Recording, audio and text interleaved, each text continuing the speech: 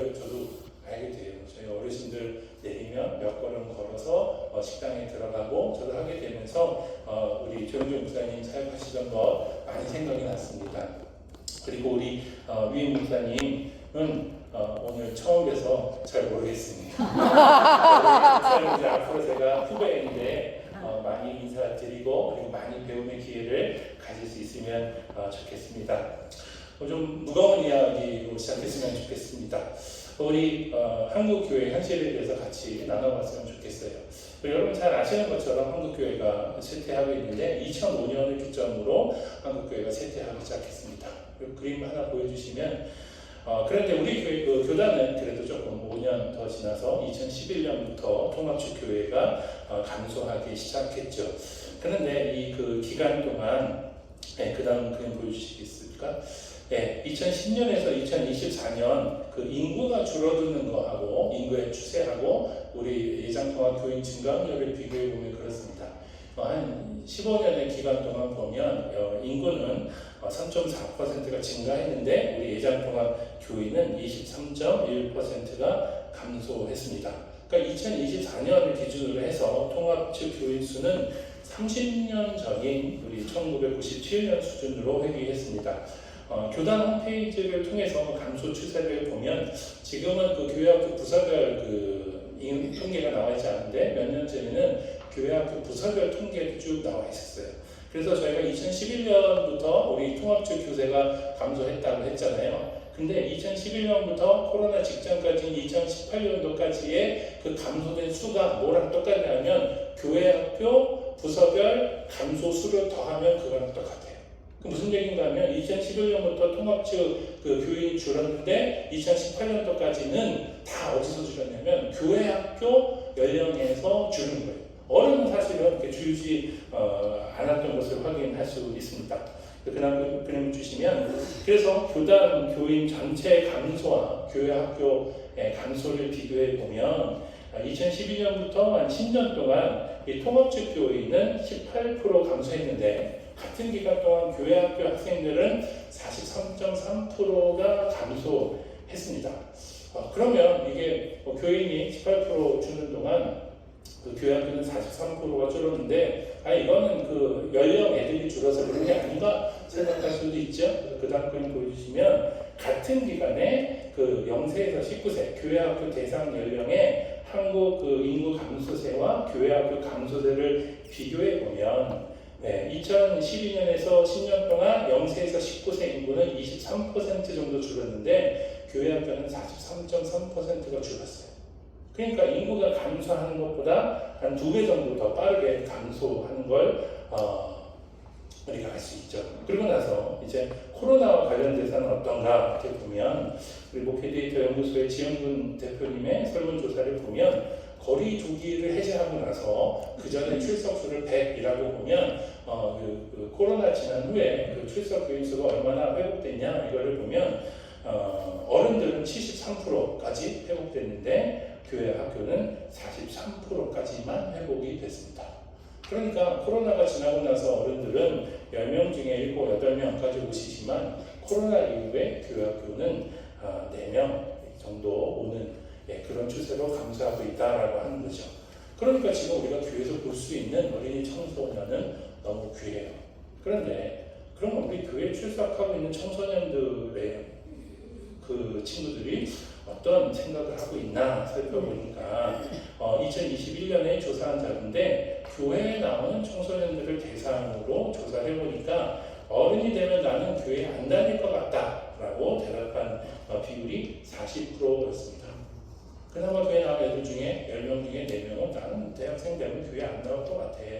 그래서 실제로 그 연령대를 추적을 해보니까 그 대학생이 된 이후에 교회를 안 나오게 된 아이들을 조사해보니까 그때가 이제 아이들이 교회에서 크다가 교회를 이탈하는데 가장 높은 퍼센트인 때가 고등학교 졸업하고 대학 입학해서 그때라는 거예요. 그럼 첫 번째가 언제냐? 중학교 때. 중학교 가자마자가 아이들이 제일 교회 밖으로 나가고 두 번째 높은 때가 고등학교 졸업하고 대학에 갔을 때가 두 번째로 아이들이 교회에서 빠져나간다라고 하는 거죠. 그래서 이런 추세라면 20년 뒤에는 현재 이 초, 중, 고등부 인원에서 50%가 감소될 것으로 예상하고 있습니다. 그래서 지금 현재로 봐도 교회에 있는 그 어린이 청소년 중에 모태신앙이 60%고, 그리고 현재 교회에 나오는 초, 중, 고등학교 학생들을 보면 88%가 부모가 계신 교회이다. 이게 뭔가 하면 우리 교회에 나오는 아이들 전국적으로 봐서 부모님이 교회 안 나오는데 교회에 나온 애들은 이제 10명에 1명이라는 거예요. 근데 여러분들 혹시 저랑 연배가 비슷하시거나 하면 우리 청소년 때나 어린이 때 생각해보면 엄마 아빠가 교회 안 나오는데 나오는 친구들 많이 있었잖아요. 그러니까 뭐 이런 통계를 보지 않아도 그때는 엄마 아빠 교회 안 나와도 교회에 나오는 친구들이 많았습니다. 여름이 되니까 성경학교를 생각하게 되는데 옛날에는 어땠습니까? 성경학교 때 평소에 나오는 애들보다 더 많이 나옵니다. 애들이 뭐 한 50명 나오던데도 성경학교 하면 막 아이들 200명씩 나오고 그랬던 제가 초등학교 때 기억이 나요. 근데 죄송하게 저는 성경과 멍성교회가 어떤 상황인지는 모르겠어요. 근데 육지교회를 제가 교육으로 섬길 때를 생각해보면 서울에 있는 교회들은 거의 100%가 여름 성경학교 때 평소에 나오던 수만큼 성경학교 때 안 옵니다. 제가 성경학교 때 안 온다고 했잖아요. 그러면 청소년 수련은 어떨까요? 청소년 수련회 주일날 나오는 인원수만큼 못 오는 경우가 사실 거의 대부분이라고 할 수 있죠. 그러니까 이제 새로운 다음 세대가 부모에 끌려서 오는 거 없이 오는 것은 이제 거의 자취를 볼 수 없이 사라졌다. 이런 것들을 무겁게 인식을 하게 됩니다. 이제 제가 제 얘기를 좀 나누고 싶은데 그냥 제가 제주에 와서 고군분투하는 그런 얘기 들으시면서 속으로 우리가 낫네 그런 얘기가 많으시면 좋겠고 아니면 저희가 뭐 다 그런 건 아니지만 그냥 그렇게 애쓰고 있습니다 라고 하는 것들을 좀 이렇게 더불어온 마음으로 들어주시면 좋겠습니다. 저는 2019년 12월에 우리 성당교회 부임했습니다. 제주도에는 우리 2019년 3월 이제 초에 왔는데 이제 와서 1년 좀 되기 전에 교회 부임했어요. 근데 이제 부임 신방하다가 코로나가 터졌죠. 그래서 이제 오자마자 코로나가 터졌고 그때 우리 교회 상황은 어땠냐면 학교 옆에 성당초등학교 붙어 있지만 아무도 아이들이 찾아오지 않아요. 시골 학교니까 문이 뭐 정문만 있는 게 아니라 쪽문도 있고 저쪽도 있고 하는데 아이들 집이요 반대쪽에 많이 있으니까 애들이 교회로 오는 애들이 하나도 없고 다 그냥 그 뒷문이나 쪽문이나 이로로 가니까 교회로 오지 않아요. 그 평일에도 보면 교회가 항상 비어있는데 제가 우연히 차를 운전하고 어느 교회를 지나가는데 교회 마당에 승용차가 이렇게 그득하게 되어 있는데 순간 그게 너무 부럽더라고요. 그래서 제가 기도해서 하나님 우리 마당에도 저렇게 차들이 가득 차게 평일날 해주시면 너무 감사하겠어요. 이렇게 기도했던 기억이 납니다. 우리 어린이부 교사가 3명이었습니다. 그래서 어린이부 교사가 3명이었는데 이 3명의 교사를 잘 양육해야겠다라고 생각해서 교사는 3명이지만 저희가 무려 신학교 기독교 교육과 교수님을 모시고 교사 교육을 했습니다. 그래서 저희가 와서 모습을 보시고 목사님이 우리가 불쌍했는지 아니면 감동하셨는지 한 번 더 오셨어요. 그래서 우리가 백석대학교 기독교학과 교수님이 1년을 2번이나 모시고 이 3명의 교사들을 양육하기 위해서 교육을 열심히 한 결과는 그 다음에 2분이 육제가셨습니다.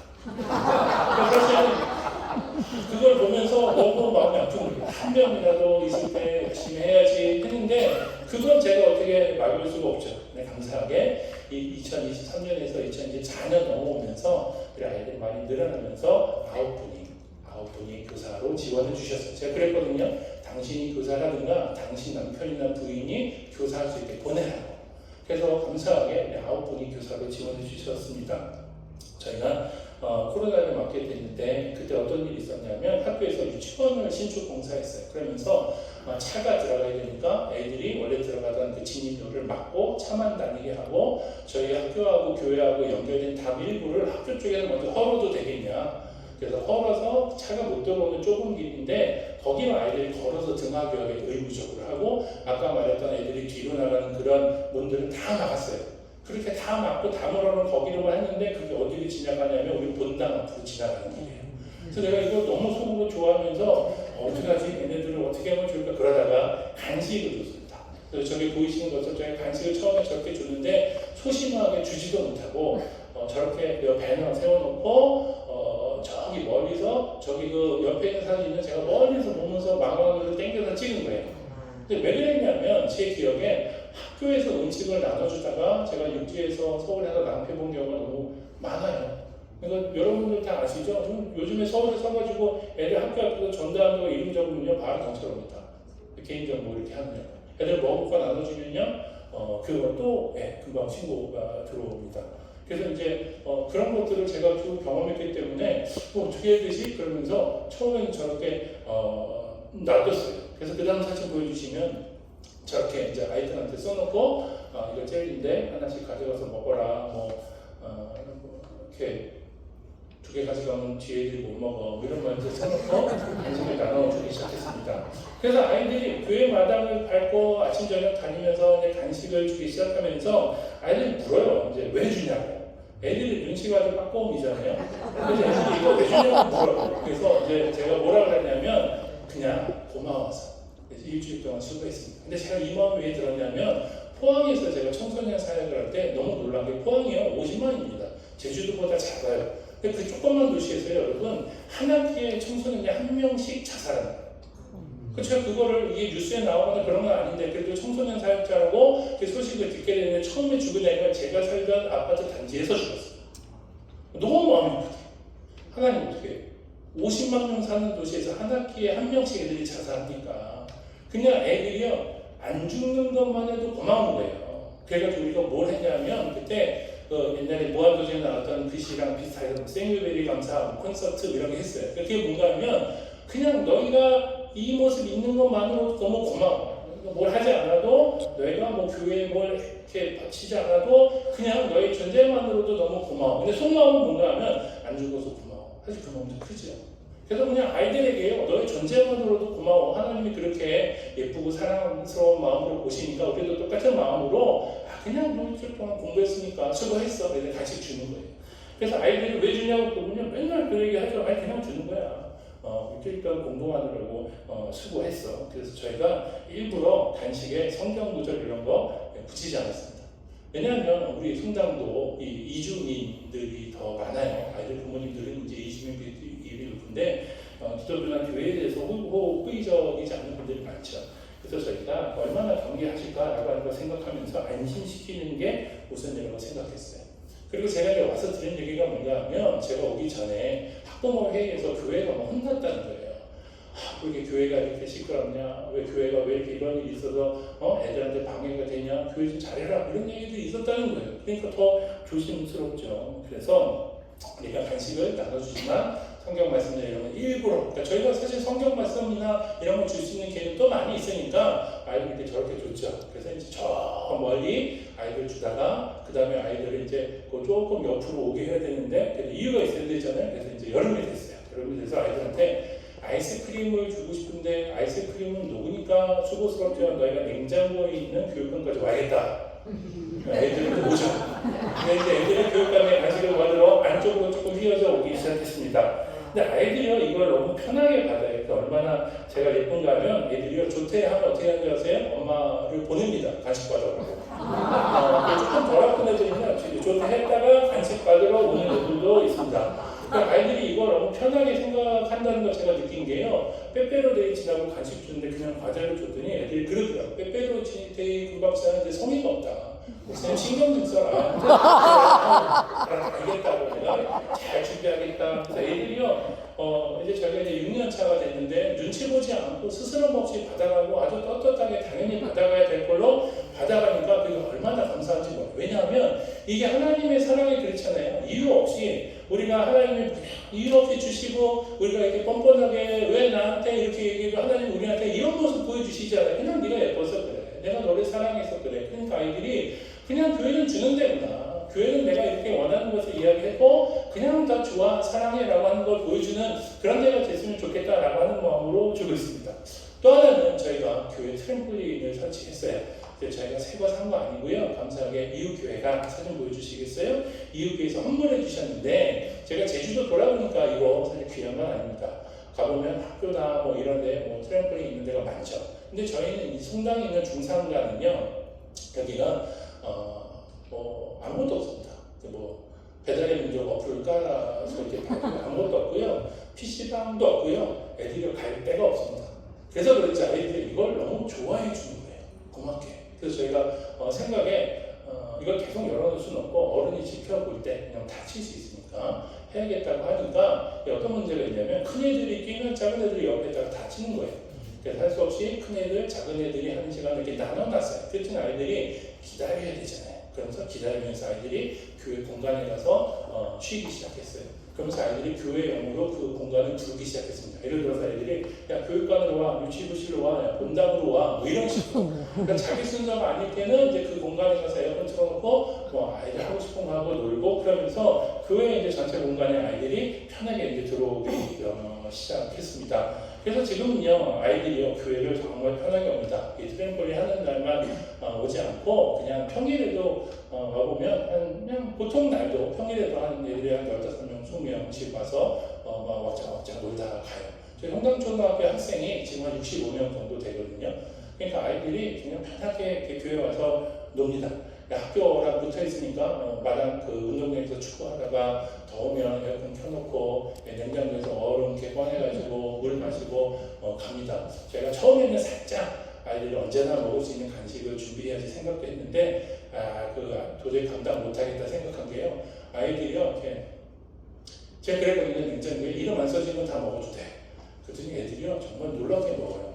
그래서 애들이 걸 먹고 싶으니까 커피 믹스를 이렇게 잘라가지고요 그 설탕 있는 부분만 먹고 커피는 버리더라고요. 그래서 이게 감당이 안 되고 이제 애들이 어느 때 못 가서 그냥 녹차 이렇게 티백도 꺼내서 먹는 애들이 이렇게 뜯어갖고 이게 먹는 애들이 있더라고요. 이걸 왜 먹냐고 그랬더니 이제 애들이 아시잖아요. 집에서 엄마들이 비싸고 좋은 거 줘도 안 먹는 애들이요 밖에만 나오면 그냥 막 좋아해서 먹습니다.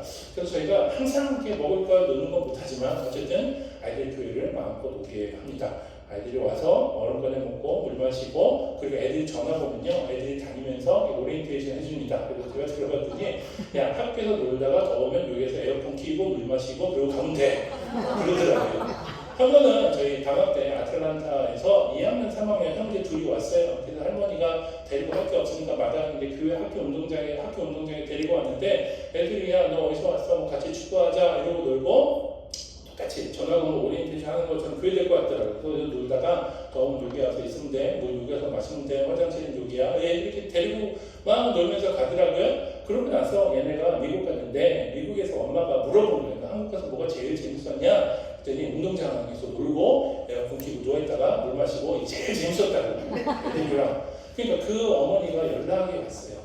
너무 교회 고마운데 자기가 뭘 해주고 싶다는 거예요. 그래서 저는 놀랐죠. 아니 우리가 해준 것도 없고 애들 그냥 놀다 가던데. 그래서 이제 아이고 뭘 그래도 해주신다니까. 그래서 저희가 이제 그 의자를 저희 교회 돈으로 살 때는 싼 거 샀는데 비싼 거 고르라고 여러 번 하시죠. 진짜로 좋은 의자 저희가 한 25개 정도 해주신다고 해서 해주셨습니다. 저는요 그게 뭘 줘서도 물론 자랑이지만 이게 어떻게 왔는지가 너무 감사합니다. 내가 한 게 아니고요. 애들이 교회를 데리고 와서 소개시켜주고 교회에서 애들이 교회 이제 와서 너 여기서 놀면 돼. 심심하면 여기로 오면 돼. 여기 뭐 애들이 있어. 뭐 더우면 이렇게 하면 되고 뭐 이렇게 알려주고 아이들이 즐겁게 놀다가 간 그것이 열매가 되어서 저는 너무 감사하죠. 또 의뢰인도 있습니다. 제가 수요 예배 때 어른 한 명이 애들을 담당하고 자녀를 데리고 오도록 아이 돌봄을 했는데 잘 안 됐습니다.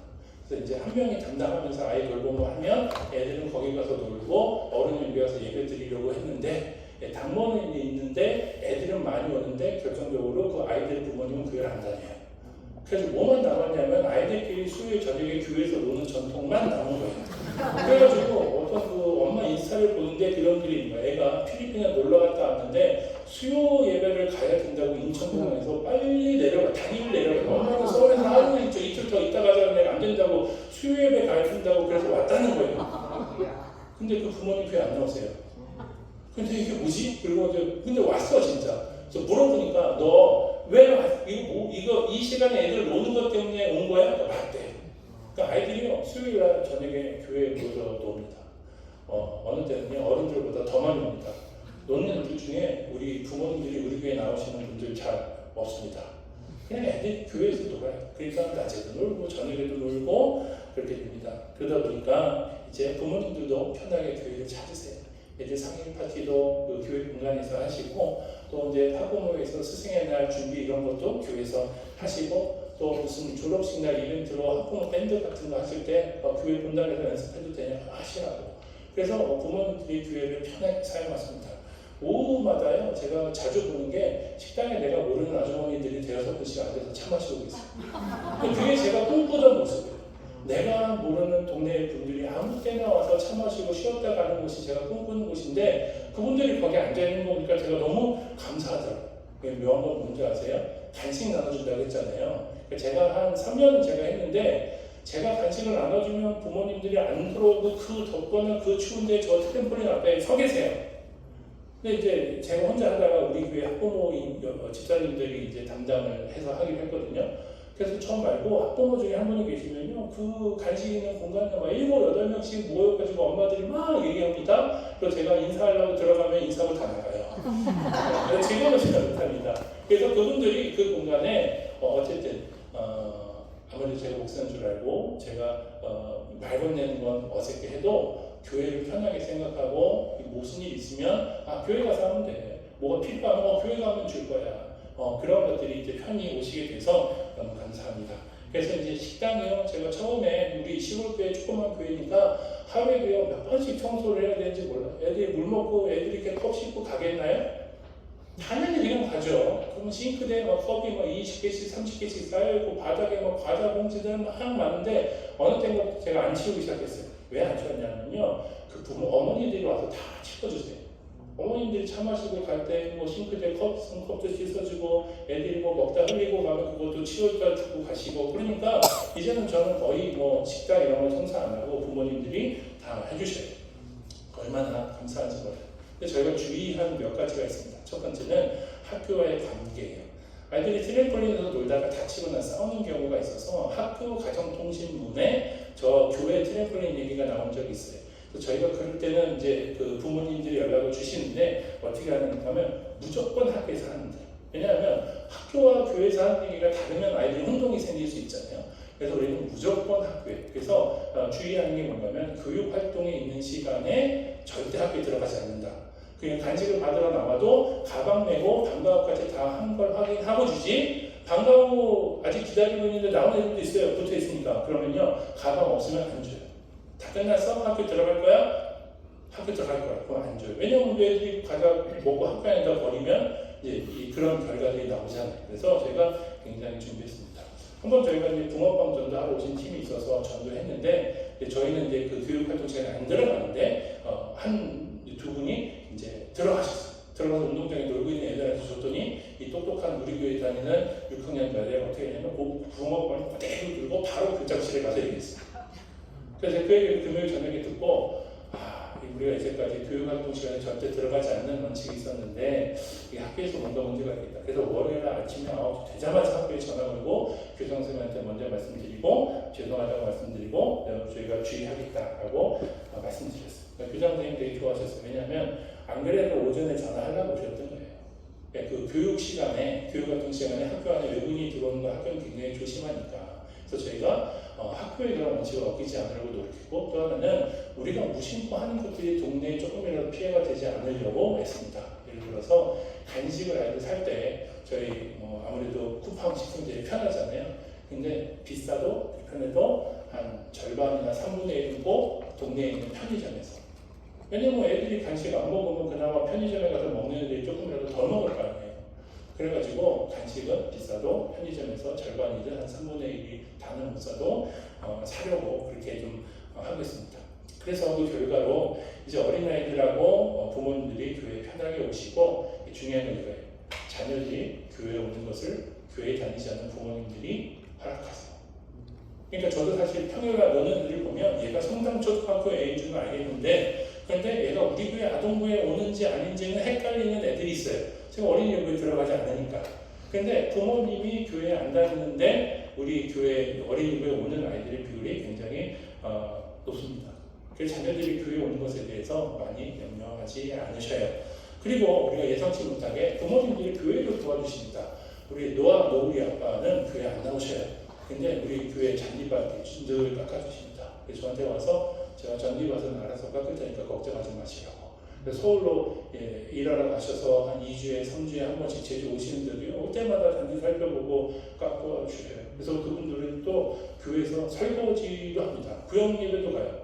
이게 뭔가 하면요, 저희가 구역에다가 전도 대상자를 써놨어요. 그러니까 구역장님들 명단 드리면서 부모님들 좀 기도하시라고 이름을 이렇게 써놨어요. 가로열고 두고 가로열고 두고. 그랬더니 구역별로 설거지하는데 그 구역에 있는 분이 그 가로 안에 있는 분들을 막 부르는 거예요. 당신 오늘 설거지라고.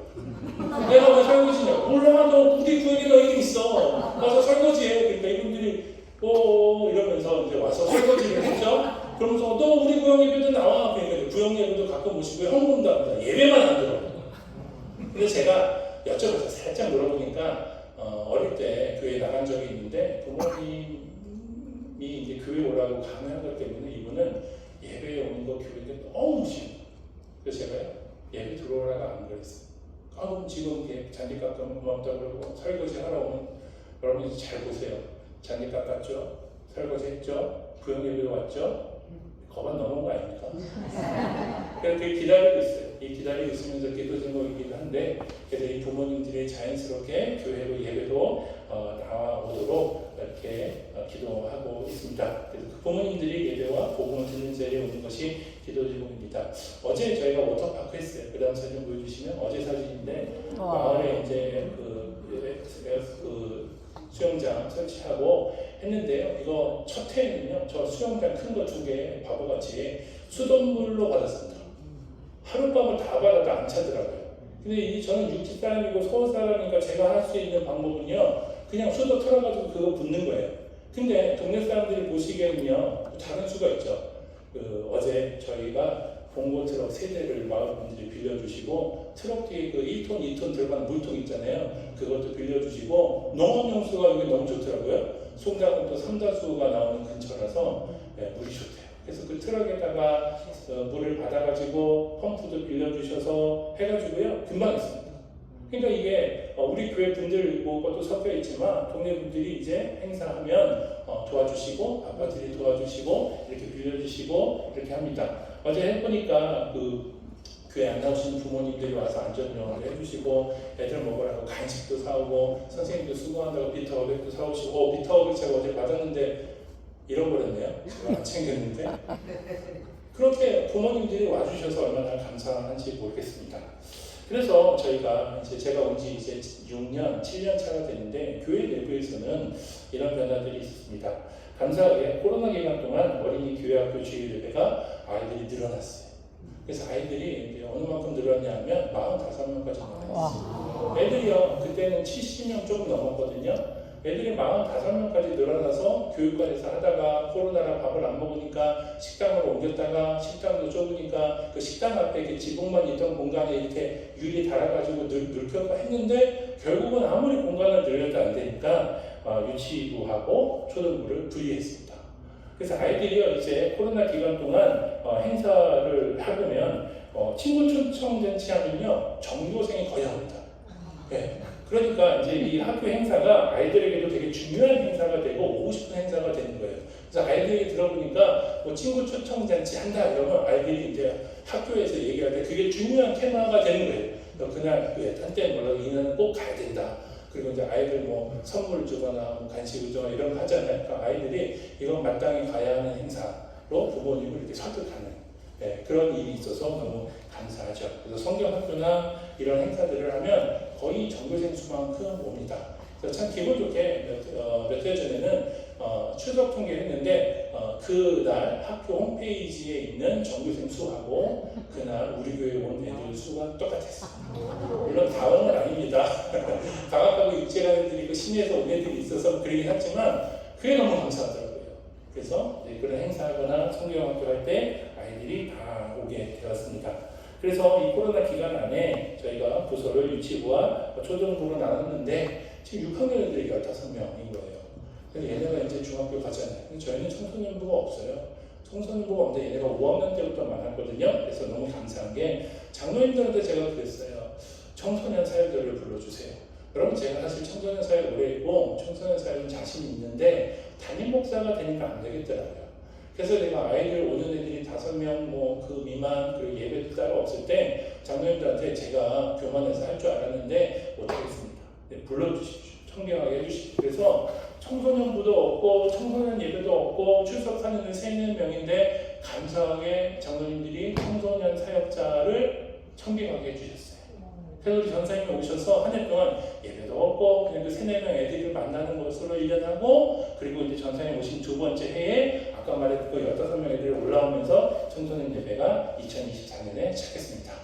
그래서 지금 저희가 유치 초등부 친구들이 35명, 우리 지난번에 한번 43명 왔다고 막 선생님이 좋아하셨는데 한 35, 40명 정도 아이들이 출석하고 있고요. 청소년부도 15 한 언저리로 아이들이 출석합니다. 그래서 저희가 어른은 한 70명 정도 출석하는데 교회학교 학생들이 한 5, 60명 정도 출석하는 그런 작은 시골 교회입니다. 근데 제가 주장한 게 있어요. 뭔가 하면 어린이 예배와 어른 예배 시간 같아야 된다는 거예요. 왜냐하면 우리가 그렇게 하면 사람들이 와요 이런 건 아니지만 올 준비를 해야 되는데 그 중에 하나가 저는 뭐라고 생각했냐면 아이들 데리고 부모님이 오면 애도 예배 드리고 어른도 예배 드려야 하지 않겠냐. 어느 이주민이 어느 교회 나오는 사람이 죄송합니다. 제가 그 주보를 보니까 저희도 교회학교가 9시였고 어른이 11시였는데 제가 장로님들 뭐라 그랬냐면 어느 교신자가 애를 9시에 데려다 놓고 자기가 11시에 오겠냐는 거예요. 어느 이주민이 9시에 애를 교회학교에 데려다 놓고 그리고 11시에 집에 데려다 놓고 자기가 또 오겠냐는 거예요. 그냥 9시든 11시든 한 번에 올 때 나도 예배 드리고 애도 예배 드려야 그래야 우리 교회에 올 수 있지 않겠냐. 그래가지고 코로나 때 저희 건물이 작으니까 거리두기 하면서 예배를 저희가 10시, 12시 어른 예배를 두로 나눴는데 그거를 풀리보다 안 합치고 그냥 1부, 2부 예배하면서 그 청소년 예배, 그러니까 교회학교 예배를 12시로 드렸어요. 그리고 청소년부는 공간이 없어서 10시에 드리면서 제가 계속 장로님들한테 이제 땡깡을 부렸죠. 같이 드려야 됩니다. 한 번에 같이 드려야지. 실제로 어떤 일이 있었냐면 애들이 3명, 4명인 아이들이 우리 그 가정이 우리 많은데 그 형이 중1 되면서 형은 안 나오는 거예요. 그냥 그 근처 교회 간다는 거예요. 왜 그런가 하면 이제 같이 왔다 같이 가야 되는 그게 안 되니까. 그래서 저희가 작은 교회지만 아이들을 위해서 아송달성 센터라고 이름 지금 교육관을 건축했습니다. 그래서 지금 보시는 게 저희 1층이에요. 저희가 1층, 2층, 다락층, 3층으로 했는데 저희가 사실 이거 하면서 고민이 많았죠. 왜냐면 저희 교회에 와보신 분들 알겠지만 우리 교회가 정말 예쁘지만 오래됐어요. 사실 뭐 짓고 싶은가 하면 본당을 짓고 싶죠. 본당이 좀 넉넉하고 보기 좋아야 되잖아요. 근데 우리가 사실은 둘 다 할 수 없으니까 선택한 거예요. 본당 말고 교육관을 짓자. 어른 말고 어린이 청소년을 위한 공간을 짓자. 그러면 우리끼리 그렇게 장로님들이랑 얘기했어요. 그러다 혹시 행복한 봄이지만 어른이 많이 오면 어떻게 할 거냐? 그러면 서울의 교회들은요 다 1부, 2부, 3부, 4부 예배하잖아요. 우리도 시골교회지만 사람 많이 오면 그렇게 하죠. 뭐 제가 설교 내용을 할 테니까 1부, 2부, 3부, 4부 예배 드리면 되지 않습니까? 그 얘기는 뭔가 하면 교육관 짓자. 장로님들이 우리 같이 참 오래 고민했는데 감사하게 그러면 교육관을 짓자 하고 어린이들을 위한 청소년들을 위한 공간을 지었습니다. 저기가 1층인데요. 여러분 뭐 저는 저기에서 제일 좋은 게 뭔가 하면 저 벽에 붙은 거울이에요. 왜 저거 해놨을까요? 제가 아이들 보는데요. 여자애들이 9학년 애들이요. 그 트램폴린 그 하러 왔다가 놀 때 핸드폰 벤치 위에다 놓고 그 음악 따라 이렇게 케이팝 댄스 이렇게 따라하더라고요. 제가 무슨 생각이 들었냐면 거울 큼지막한 데다가 스피커 큰 데다가 음악 빵 틀어주면 애들 얼마나 좋아. 그래서 제가 이거 꼭 하고 싶다고 말씀드렸어요. 거울이 붙은 게 교회는 사실 위험하잖아요. 그래도 해주신 게 아이들 이제 저렇게 돼서 아이들이 지난주에 저기 뒤에 오후에 음악 틀어놓고 저기서 춤추는데 제가 너무 보기가 좋았어요. 애들한테 물어봤어요. 좋으냐? 말해 뭐예요? 애들 너무 좋아요. 너무 좋대요. 그래서 제가 이렇게 꿈꾸는 거예요. 저희 이제 아직 완성은 안 되고 마무리하는 중인데 저기서 애들이 춤만 출까요? 엄마들이 요가도 하고 아이들 태권도도 하고 그냥 이거 어떻게 지역에 쓸 수 있을까? 커뮤니티 센터처럼 생각해서 저희들이 이제 고민하면서 하고 있습니다. 그래서 1층 어린이들을 위해서 저런 공간 하고요. 그 다음 보여주시면 우리 다락층은 이제 책상에 들어올 건데 저기는 카페처럼 꾸며있는 그럼 뭐 하고 싶은가 하면 저희가 뭐 어떤 공부방 같은 거 스터디 카페처럼 하는 거예요. 그래서 애들이 저녁에 성당에도 청소년들이 있거든요. 걔네 와서 같이 공부하고 또 라면 끓여 먹고 그러면 이제 애들이 같이 얼마나 좋아하겠어요. 그래도 공부하기도 하고 가르치기도 하고 그런 아이들의 아지트로 만들고 싶은 마음이 있습니다. 그래서 어린이든 어른이든 이 공간을 마을에서 유용하게 사용하고 마을 사람들이 함께 이렇게 모이는 그런 공간으로 사용하면 너무 좋겠다 이렇게 생각을 했습니다. 그래서 지금 야성대 야성센터 건물은 다 완성되고 나머지 마무리 하고 있습니다. 근데 제가 이런 걸 보면서 계속 교황시대 사역을 하면서 이런 것들은요 사실 조건이에요. 이런 것들은 조건이 되고 결국 이걸 통해서 이루고 싶은 건 뭔가 하면 아이들이 예수 그리스도의 제자로서의 삶을 살아가는 거예요. 아이들이 아까 그랬잖아요. 중학교 들어갈 때 한 번, 그 다음에 고등학교 졸업하고 대학교 들어갈 때 두 번에 걸쳐서 크게 교회 밖으로 퉁물어서 나가는. 그래서 가난한 교인이 되는 현상이 있는데 이걸 어떻게 해야 되지? 라고 고민할 때 아이들이 그래도 교회에 있을 때 아이들이 예수님의 제자가 되어서 예수님의 구원의 확신을 갖고 예수님을 위하여 삶을 살겠다라고 결심하게 한번 해야겠다라고 생각해서 우리 제자훈련을 열심히 했습니다. 제가 아까 간식 시작했다고 그랬잖아요. 그래서 제가 포항에서 고등부사역을 5년 했는데 그때 5년 동안 있으면서요 아이들 간식 엄청나게 사갖고 다녔습니다. 여러분 쿠폰으로 피자 15판 시켜보셨어요? 네, 제가 하도 그 쿠폰을 이렇게 피자를 많이 사갖고 다니니까 이렇게 그거를 한쪽에다 모으다 보니까 어느 날 교회에서 목사님들이 있는데 피자 먹자고 해서 내가 쿠폰으로 시켜줄게요. 그리고 15판 시켜줬어요. 쿠폰이 너무 많아서. 그리고 전 처음 받아보는데 피자집에서 저한테 전화와서 목사님 피자 안 먹고 싶냐고. 왜요? 그랬더니 자기가 주고 싶대요. 너무 많이 사니까. 그래서 아이들이 정말 많이 먹였죠. 근데 걔네가요. 내가 제주 와서 간식한다고 인스타에 올렸더니요. 애들이요. 간식을 보내는 간식비를 보낸 뭐라 그러면 우리도 염치가 있지 먹은 게 있는지 어디냐. 그러면서 아이들이 너무 감사하게 그 포항 아이들이요. 얼마나 많이 간식비를 보내줬는지 모르겠어요. 근데 아이들이 간식비를 보내는 아이들을 제가 보면 여전히 청년이 되어도 믿음 가운데 살아가는 건 뭔가 하면 대부분이 그 훈련을 받은 아이들입니다. 포항에서 제가 아이들 어떻게 제조를 했느냐 하면 소그룹하고 여러 명 전도여행을 했어요. 전도여행을 이렇게 몇 번 해보면서 전도여행에서 중요한 게 뭔가 보니까 하나님을 경험하고 기도의 응답을 받고 복음을 전하는 현장에 있어 보는 것이더라고요. 그래서 이런 것을 경험할 수 있는 전도여행을 어떻게 할까 하다가 이제 아이들이랑 이제 이런 전도여행을 해보았어요. 하나님이 기도하면 들어주는지 보자. 그러고 포항에서 125명이 12조로 나눠서 비행기 타고 제주에 왔는데 12조가 어디에서 자고 어디서 밥 먹고 어떤 사역을 할지를 아무것도 안 정하고 왔어요. 그러니까 사역할 건 연습해왔죠. 춤도 연습해오고 전도할 것도 연습해오고 와서 아이들이 이제 여러분 잘 아시는 제주공항 바닥에 앉아가지고 그 인포메이션을 주는 그 지도를 이렇게 켜놓고 그리고 이제 하나님 어디로 갈까요? 이렇게 기도하는 거예요. 그래서 저희 주는 어땠냐면요. 조장이 이제 학생이 조장이에요. 애가 앉아서 2시간을 이제 기도를 했는데 애들이 막 우리 조 애들이 진행을 하는데 애들이 자꾸 막 기도해봐. 어디로 가면 좋을까? 뭐 마음을 모아보자. 얘들 맨날 무슨 파란 장갑을 보여요. 파란 봉고차가 보여요. 파란 모자가 보여요. 알았어. 내가 알았는데 어디로 갈까? 이 고등학교 애가 이제 첫날 이런데 막 답답해서 죽으려고 그랬더니 2시간을 기도해도 장소 뭐 이게 나와야지 되느냐 안 나오니까 애가 이 고등학교 애가 안 되겠다고 나가자. 그러는데 나왔어요. 나와가지고 공항 앞에 지금이랑 길이 좀 다를 때 이렇게 신호등 앞에 이렇게 서 있는 거예요. 너 왜 서 있냐 그랬더니 조장이 그러더라고요. 모르겠다고. 서 있는데 그때요.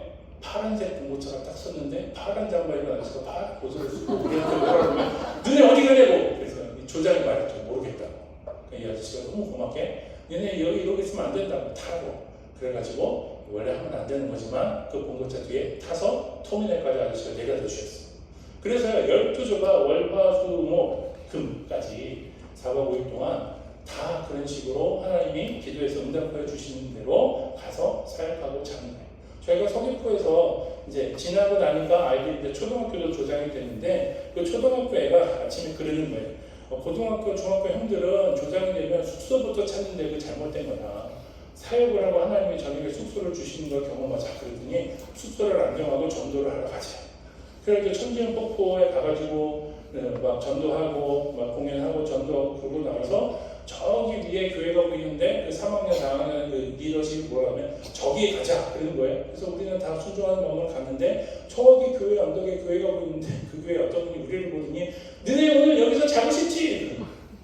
소름이 알고 봤더니 그 12팀 중에 한 팀이 거기에서 자고 나갔는데 그 사찰 집사님이 보니까 똑같은 단체들이 입은 애들이 저 교회구나 이래가지고 말씀해 주신 아이들이 얼마나 그때 감동이 되는지. 물론 제가 어떻게 했냐면 나온 다음에 좋은 선물이랑 이제 아이들이 안 볼 때 헌금도 많이 하고 좋은 선물도 드리고 다 그렇게 합니다. 아이들이 이제 그런 경험을 했어요. 그 아이들이요, 제가 대학 갈 때 목회자 추천서 이런 게 필요한 애들한테 네 자기소개서를 써와 그러면 100% 전도행 얘기를 합니다. 그래서 제가 이거를 어떻게 해야 되나라고 생각하면서 하고 싶었어요. 그냥 사실 큰 교회, 3,500명 되는 교회. 이게 작은 교회도 될까요? 그 다음에 제가 500명 되는 대구 용천교회, 그 다음에 1,500명 되는 서울자연교회에 가서도 전도행을 했습니다. 이 전도행을 하면 어떤 일이 있냐면 자연교회 중등부 애들 데리고 전도행 했는데 전도행 가면 애들 열심히 예배합니다. 그래가지고 그냥 전도행 때 막 예배하고 하니까 아이들은 일주일 동안 습관이 돼서 그 주일 예배 시간에 전도행 갔던 애들이 찬양하는데 일어나서 찬양을 했는데 그거 보고 뒤에 있는 선생님들이 펑펑 울었어요. 왜냐하면 자기가 15년, 20년 중등부 사역하는데 중등부 예배 시간이 애들이 일어나서 입을 벌려서 찬양하는 일이 없었는데 애들이 일어나서 찬양하는 걸 보고 오랫동안 했던 선생님들이 너무 감동하시죠. 근데 아이들 입장에서는요, 그럴만 하니까 그렇게 되는 거죠. 그래서 고백하는 것이 선생님들이 전통의 교사했던 분들이 내가 교사하면서 제일 행복했던 경험이 이거다라고 말씀해 주셨어요. 여러분 혹시 교회에서 어떤 훈련이나 어떤 사역을 계획하면 제일 먼저 지원하세요. 여러분들의 이 교회 생활에, 교사 생활에 가장 큰 보람을 그때 느낄 수 있고 하나님의 역사하시는 것을 볼 수 있습니다. 그리고 제주에 맞죠? 우리 교회는 50명, 60명 그런 교회입니다. 될까요? 코로나가 터졌습니다. 될까요? 코로나가 지났어요. 근데 아까 말한 것처럼 모르는데 가서 재워주세요. 이런 게 될까요? 근데 어쨌든 코로나 때문에 못하고 이런저런 사정 때문에 못하다가 작년에 처음으로 저희 청소년 9명, 초등학생 2명을 데리고 전도를 했습니다. 주일날 저녁에 모여서 내일 어디를 갈지 기도해보자. 그러고 나서 그래도 이제 교회 공구차를 타고 갔어요. 보여주시겠어요? 네, 저기 지금 저는 마을 이름도 잘 기억이 안 나요. 왜냐면 죄송합니다. 저는 동쪽 사람이라 서쪽, 남쪽 마을 이름 잘 모르겠어요. 그냥 가가지고 아이들이랑 경로당 가서 말씀드리고 해도 돼. 그러면 공연하고 여기도 어디 하늘로마트 앞이거든요. 거기에서 저렇게 공연하고 그리고 이제 마지막 날 아이들이 탑동에 가서 이제 공연하고 저 애들이요 탑동에서 공연할 때요 몇 명이 쳐다봤는지 아세요? 2명이요. 쟤네가 다 춤을 추고 그날 일어났는데 2명이 이렇게 앉아서 봤어요. 그 2명이 누구냐면 우리 교회 교인이 우연히 시내 이마트 장보러 갔다가 쟤는 누구야? 여기 와서 둘이 엄마랑 우리 친구애랑 둘이 앉아있는데 우리 애들이 얼마나 감동받았는지 아세요? 뭐라 그러냐면 아무도 안 봐도 해야 된다. 아무도 안 봐도 해야 되고 아무도 없어도 해야 된다는 거예요. 그래서 우리가 그거 하기로 했는데 그때 2명이 따라서 앉습니다. 아는 사람이지만 그런 일들을 했습니다. 작년에 그래서 전도회를 통해서 하나님이 보여주셨어요. 올해도 이제 합니다. 근데 아이들이 너무 많이 어려졌어요. 초등학교 4학년 3명, 6학년 6명, 중학생 1명, 대학생 1명인데 모르겠어요. 어떻게 해야 될지. 되게 걱정돼요. 근데 안 할 수가 없는 게 뭔가 하면 걱정되거든요. 사실 이거 전도행하면요 봄부터 저는 걱정돼요. 봄부터 마음이 불편해.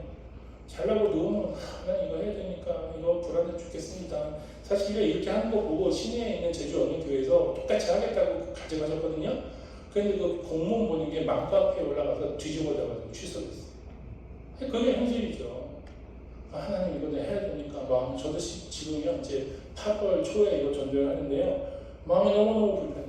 지금 생각하면 난 절대 올해까지만 하고 내년에 안 한다. 작년에 저도 이 생각 똑같이 했어요. 올해까지만 하고 내년에 절대 안 한다 그랬는데 올해 제가 하고 있잖아요. 모르겠어요. 지금 마음은 어쨌든 올해까지만 하고 내년에 절대 안 할 거예요. 근데 이거 왜 할 수밖에 없냐면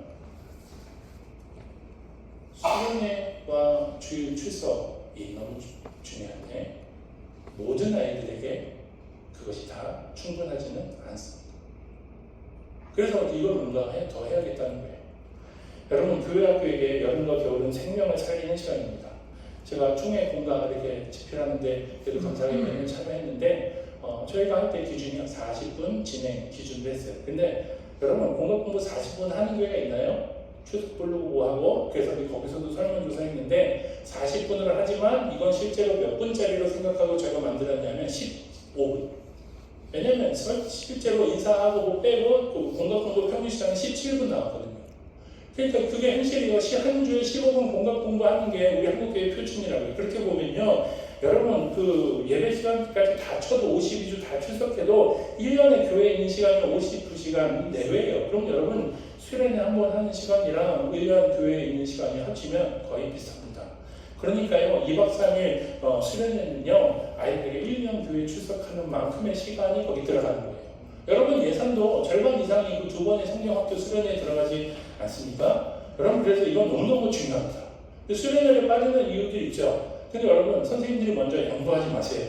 서귀포는 모르겠습니다. 제가 서울에 있을 때는 공부 때문에 안 해요. 포항에 있을 때, 대전에 있을 때 공부 때문에. 그런데 제가 이거 공부 너무 하니까 제가 이제 학번을 포항의 유성여고라고 서울대를 한 2, 3년 한 번도 못 간 학교가 있는데, 유성여고 전교 1등이 저희 학교였는데, 유성여고가 얼마나 화나게 하냐면 애들 수련회 갔다 오더니 한 학기 화장실 청소를 시켜요. 너무 화가 나는 거예요. 근데 마침 유성여고 전교 1등이 우리 교회에 있어서 내가 걔를 불러서 얘기했어요. 저희는 또 수련회를 3박 4일 했는데, 또 이번에 수련회 어떻게 할 거냐, 저녁에만 올라고 그러냐. 그래서 내가 니네 기분 나빠서 안 되겠으니까 3박 4일을 다 참석해라 그랬더니 얘가 듣자마자 예! 그러고 가서 수련회를 3박 4일 했어요. 그러고 나서 얘가 서울대를 붙었어요. 그 학교 생기고 근처에 서울대 붙은 애가 없었어요. 그래서 걔가 서울대 붙고 교장 선생님 면담하는 자리에서 뭐 얘기했냐면 예, 수련회 가게 해주세요 그랬어요. 얼마나 제가 통쾌했는지 몰라요. 포항고등학교라고, 거기 이제 지금은 모르겠지만 그때는 자율학습을 안 빼줘요. 아니 부모가 빼달라고 해서 안 빼줘요. 그러니까 이 영준이라는 애가 회장인데, 걔도 회장이라고 교회를 모아놓고 고3인데 우리 이번에 수련회 다 가자, 보충 수업 빠져도 가자, 선생님한테 혼자도 가자, 무조건 가자, 이렇게 큰 소리는 쳐놨는데, 근데 자기도 선생님한테 허락받을 그게 없는 거예요. 그러니까 어디서 본 건 있으니까 애가 뭘 했냐면 점심시간마다 교무실 있는 건물을 돌았어요. 잘 모르니까 그냥 점심시간 내내 돌았어요. 한 달을 도는 것 같아요. 그러니까 선생님들이 다 알아요. 쟤 뭐하냐? 쟤 영준이 왜 저러냐? 그러면서 선생님들도 애들도 제가 왜 보이지? 모르지만 어쨌든 제가 점심시간마다 돈다는 거 알아요. 그래서 영준이가 얘기했어요. 선생님 수련회 가게 해주세요. 그러니까 선생님이 다른 애들 보고 뭐라 그러냐면, 야, 내가 영준이가 그 교무실 점심시간마다 뺑뺑 도는 거 알지? 그 애들이 예, 얘는 수련회 가야 돼. 수련회를 보내줬어요. 그래서 제가요, 아이들 하도 공부 때문에 그러니까 제자훈련 하는 애들이요, 성적을 제가 다 조사했어요. 전수조사를 했는데 5년 동안 보통부에서 제자훈련하고 한 학기 뒤에 성적 조사했을 때 또 성적 떨어진 애가 한 명밖에 없었어요. 나머지는요 다 6개월 후에 그리고 1년 후에 두 번 조사했을 때 다 성적이 올라갔어요. 제가 드리는 말씀은 뭐냐면요, 수련이요, 전도행이요, 제자훈련이요, 그것 때문에 아이들의 삶이 변화하지요, 그것 때문에 절대로 성적 떨어지지 않습니다. 아이들이 말씀을 배우는 거, 훈련받는 그 자리에 나아가는 게 아이들의 신체를 망치는 것 같습니까? 아니요. 그걸로 인해서 아이들의 삶이 얼마나 놀랍게 바뀐 애들이 많은지 몰라요. 여러분, 제가 너무 마음이 아픈 건 지금 이름도 기억하는데 그 아이의 어머니가 고3 되더니 아이를 교회에 안 보냈어요. 그리고 어머니 기도에는 열심히 나오셨어요. 그래서 그 아이 대학까지도 같이 열심히 기도했어요. 근데 부경이는요, 고3 때도 교회를 안 나왔어요. 그리고 나서 대학교를 갔는데 1학년 1학기가 지나기 전에 신천지가 액체 갔어요. 엄마가 뭔가 통화하다가 얘가 낌새가 이상하다 해서 전화 끊고 아빠랑 1시간 반 거리에 있는 데를 차를 몰고 미친 듯이 갔는데 방에 가니까 애가 엎드려요. 근데 보니까 먹던 음식이 미지근하더래요. 그러니까 엄마 전화 끊고 얘도 뭔가 이상하니까 신천지 교회로 숨어들어. 걔를 구하겠다고 청년부 목사님이랑 전도사님이랑 갔다가 고소당하고 난리도 아니었어요. 저는 그게 너무 아쉬워요. 고3 때 교회 나왔으면 안 그랬다는 보장은 없지만 엄마의 우선순위가 밀리니까 애가 경험하는 거예요. 그런 걸 보면 저는 너무 마음이 아픕니다. 반대예요. 저는 얼마든지 얘기할 수 있습니다.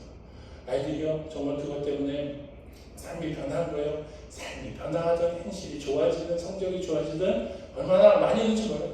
한 번은요, 수능 보고 어떤 그 제철고라고 비평준화 고등학교가 있는데 거기 애들이 수련회 갔다가 전도여행을 하면 여름에 보충서로 다 빠지는데 선생님이 어떻게 협박했냐면 너 수련회도 가고 전도여행도 가고 그렇게 해서 여름방학 홀랑 빠지면 거기 뭐가 있냐면 등수대로 들어갈 수 있는 도서관이 있어요. 도서실이. 거기서 빼겠다는 거예요. 그 애들이 그러면 뭐 할 수 없죠. 그리고 빼고 나오는데 애를 저주를 합니다. 네가 좋은 대학에 가면 내가 장을 지진다. 그 전화 와가지고 여자가 펑펑 울면서 선생님 나한테 네가 좋은 대학 가면 내가 장을 지진다고 했다. 우리 교회 다니는 애들 그 독서실에서 다 빠졌다. 제가 너무 마음이 아파요. 여러분 저희 교회 지금 출석하는 집사님 중에 포항에서 그때 같이 시험 본 종숙이 어머니가 나오세요. 종숙이가요 수능 보고 와서 저를 껴안으면서 귀 속에다 대고 뭐라 그러냐면 목사님 수능 잘 봤어요. 수능 못 본 애들이 많으니까 막 자랑은 못하는데 나한테만 귀 속에다 대고 수능 잘 봤어요. 연세대학교에 갔어요. 학교에서 왜 놀랬냐면 공부를 못하는 애는 아니지만 얘가 연고대 갈 수준은 아닌데 수능이 너무 잘 나와서 연대 갔어요. 지금은요 MIT에서 박사과정 하고 있어요. 지난주에 취업하려고 기도해달라고 연락 왔어요. 그리고 그때 펑펑 울면서 전화했던 원영이가 지난달에 결혼한다고 연락이 왔어요. 정말 감사한지 몰라요. 그 아이도요, 그 선생님 저주했잖아요. 네가 좋은 데가 아니요. 근데 감사하게 그때 빠졌던 애들이요, 아이들이 목표하던 데를 다 갔어요. 그런 내용 얼마나 많은지 몰라요. 그러니까 여러분 아예 마음속에서 아니 하나님을 아는 거, 말씀을 배우는 거 이것이 성적에서 손해가 난다? 아니요. 그 반대의 예를 여러분이 만드셔야 돼요. 그러니까 여러분 제가 종숙이가 모르시나요? 원영이 그런 거 모르시잖아요. 근데 교회에서 그런 일이 있으면 다 알아요. 여러분 제가 사역했던 교회 가서 종숙이 좀 봐요. 그러면 그냥 끝이에요. 애들이 교회 와서 뭐 전도하고 뭐하고 다 빠졌는데 제발 제 연대 갔잖아. 연대 못 가는 뭐 연대는 그냥 서울 안에 가기만이 그랬는데 그러니까 여러분 이 교회 안에서 그런 역사가 일어나면 우리가 다 길게 얘기 안 해도 돼요. 저는 그런 것을 하나님께 보면서 성적만 얘기했지만 성적뿐 아니라 행실이거나 아니면 다른 면에서 하나님이 얼마나 만져주시겠느냐는 거예요. 그래서 선생님들에게 부탁드리는 건 마음속에서 양보하지 마십시오. 그래서 여러분들 교회학교에 12년 동안 있게 됐는데 여러분들 이 아이들이 하나님을 만나고 또 그 안에서 훈련받을 수 있는 것을 준비하셔야 됩니다. 여러분 피아노학원 보내는데 10년 지나도 과외 3번만 치고 있으면 거기 보내겠습니까? 근데 왜 교회는 그렇게 보냅니까? 교회를 5년 다니고 10년 다녔는데 예수님 구주이신 것도 확신도 못하고 예수님 위해서 사역했다고 하는 것도 헌신하지 못하는 아이들이 얼마나 많은데요. 그것을 보면서 안타까워하는 사람들이 없어요. 누가 해야 되냐면 부모님이 하셔야 되고 선생님들이 그것을 위해서 눈물로 기도하셔야 돼요. 이건요 그냥 되는 일이 아니라 이것은 정말 큰일 난 거거든요. 부흥은 교사의 손끝에서 시작됩니다. 여러분 제가 말씀드렸던 그 모든 것이 무엇 때문에 되는 줄 아세요? 함께 해주시는 선생님들이 지원해서 그 일이 된 거예요. 선생님들이 함께 해주시지 않으면 어떻게 이 일을 할 수 있습니까? 여러분 이미 우리나라 어린이와 청소년의 복음화율은 3% 미만이에요. 제가 신학교 다니면서 들을 때 3% 미만은 미전도 종족이라고 배웠거든요. 근데 우리 청소년과 어린이들이 미전도 종족이 되었어요. 그러면 선생님들은요 이제 어린이 선교사, 청소년 선교사예요. 여러분들이 그냥 온 아이들이 가르치는 역할이 아니라 여러분들이 그 성교지에 나가서 오지에 나가서 하는 그 똑같은 선교사이시라고요. 그래서 여러분들이 그 아이들을 위해서 수고하고 헌신하셔야 합니다. 여러분 이 서귀포 몽상교회가 있는 이 지역에 혹은 여러분들이 출석하는 그 자녀들 누가 책임져야 됩니까? 여러분의 교회에서 우리 서귀포 몽상교회에서 책임을 져야죠. 또 현대에는요 가정이 무너진 것이 많습니다. 가정이 무너진 데는 어떻게 해야 될까요? 여러분 사실 저도 아버지가 2살에 돌아가시고 결손가정입니다. 근데 저도 그런 기억나는 선생님들이 있어요. 저희 어머니가 신방 변호사로 사역하시고 뒤늦게 신학을 공부하시면서 제가 초등학교 때 우리 어머니가 밤마다 공부하러 가시니까 신학교 가시니까 그때요 우리 공은경 선생님이라고 선생님이 자주 오셔서 지금도 생각나요. 선생님이 맨날 김치볶음밥 해주셨어요. 지금 생각해보니까 할 줄 아는 요리가 그거밖에 없었던 것 같아요. 김치볶음밥, 맨날 또 김치볶음밥, 그 다음 날도 김치볶음밥이지만 저는 얼마나 감사한지 몰라요. 그러니까 제가 사랑받는다는 느낌을 거기서 받은 거예요. 그리고 아버지가 2살 때 돌아다니셨잖아요. 목욕탕은 누구랑 갈까요? 허영호 선생님이 저를 데리고 오랫동안 목욕탕 가셨어요. 이렇게 닦는 거야. 너 혼자 가면 옆에 있는 아저씨한테 등 밀어달라고 그래? 저를 몇 년 동안 목욕탕 데리고 다니면서 하셨어요. 김성방 장로님이라고 했어요. 교회에서 제일 무서운 장로님이 있어요. 제일 무서운 장로님이 나를 부르더니 뷔페를 데려가서 어머니가 좋아하는 음식을 담아와라. 태어나서 한 번도 어머니가 뭘 좋아하는지 생각해 본 적이 없는데 너무 쇼크 받았어요. 그리고 장로님이 저한테 그 초콜릿인데 그 코팅된 거 있잖아요.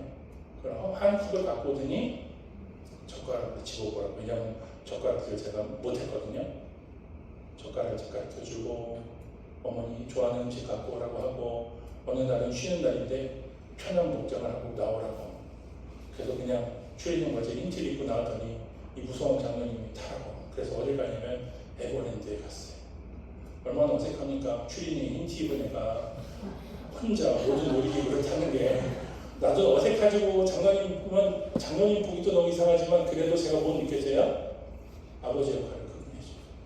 아버지. 그러니까 제가 결성회장 출신인데 나의 부족함을 어디서 채워주겠을까요?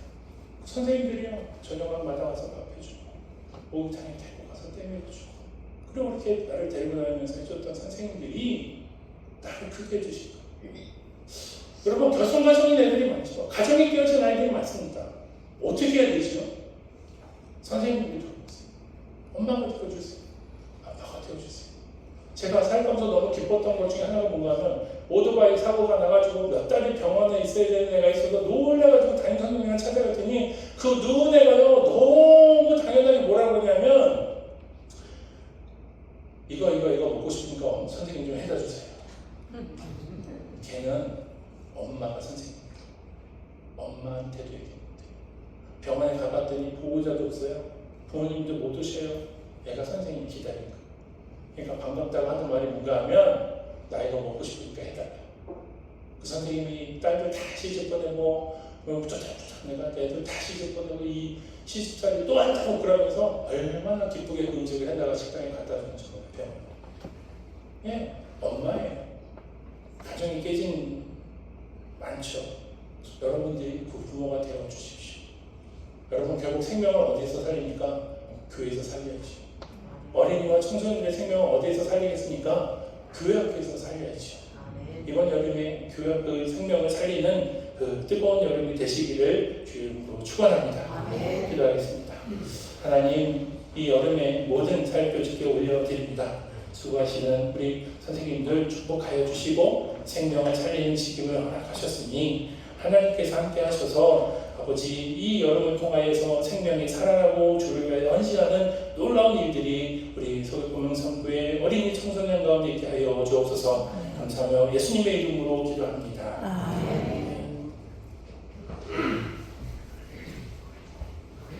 감사합니다.